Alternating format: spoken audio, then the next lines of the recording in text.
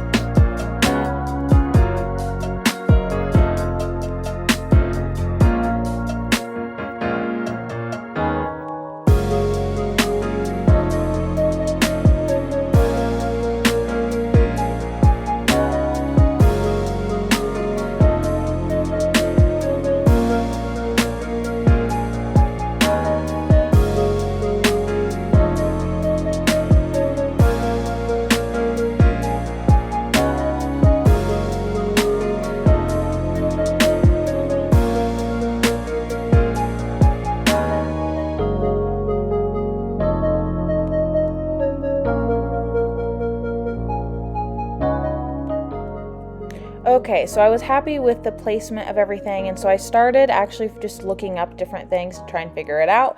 I knew that the hoppers, can move stuff out of chests, and my goal was to get it all the way to where a sorter was going to be, but I didn't know how to only fire the piston when an item went into it. So I tried using observers and just constantly firing it, but it was too loud, too noisy. I think it would have caused a lot of lag, so instead I looked up online how to do this certain, I don't know what it's called.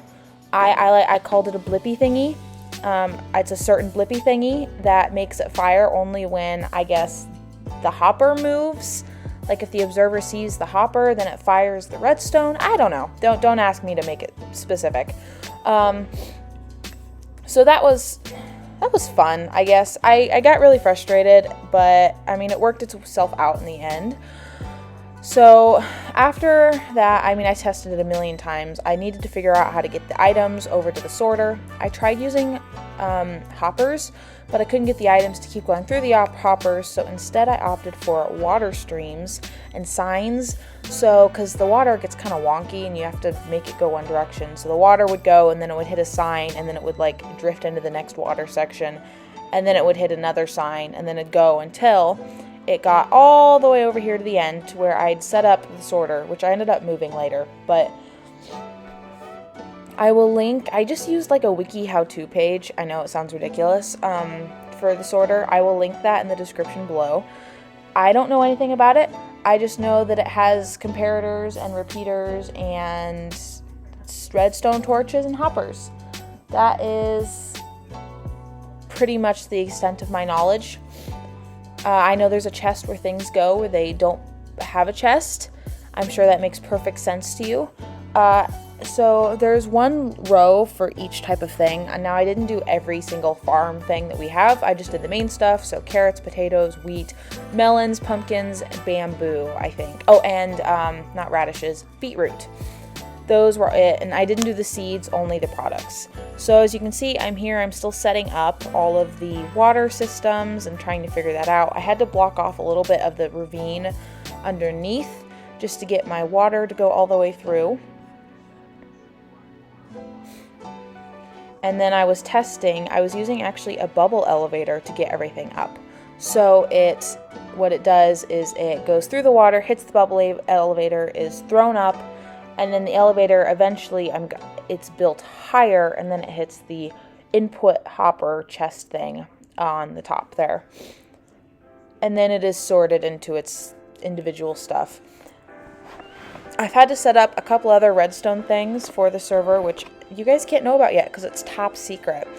But that also, I've never learned so much with redstone. It's definitely something I've been wanting to learn, but man, I had no idea it was so hard. Well, I guess I always knew, but I've always kind of avoided it because I don't understand it very well. So as you can see, I did end up removing it and moving back the whole thing a couple of blocks. So right here, I'm finishing the kind of setting up where I want the bubble elevator to be, and I really didn't have any idea yet on how to move the items into the hopper, so I was kind of working that out first. I thought I could use a minecart on a rail, and that didn't work. That was not going to do what I needed it to. But I did test it out a couple times, and so once I figured out that wasn't going to work, I just decided to see if I could just get the items to flow into a hopper using water, which is what I actually ended up doing.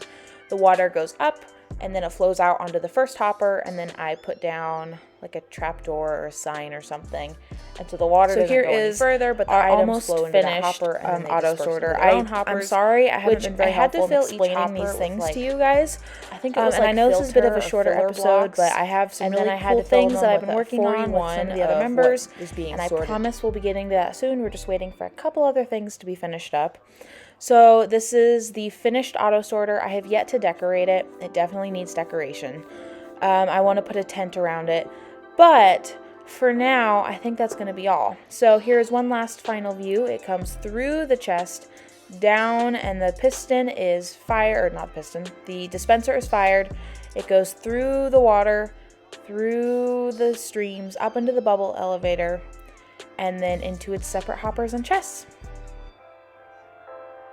As always, thank you for watching. Make sure to like and subscribe so you know when I upload next, and I'll see you guys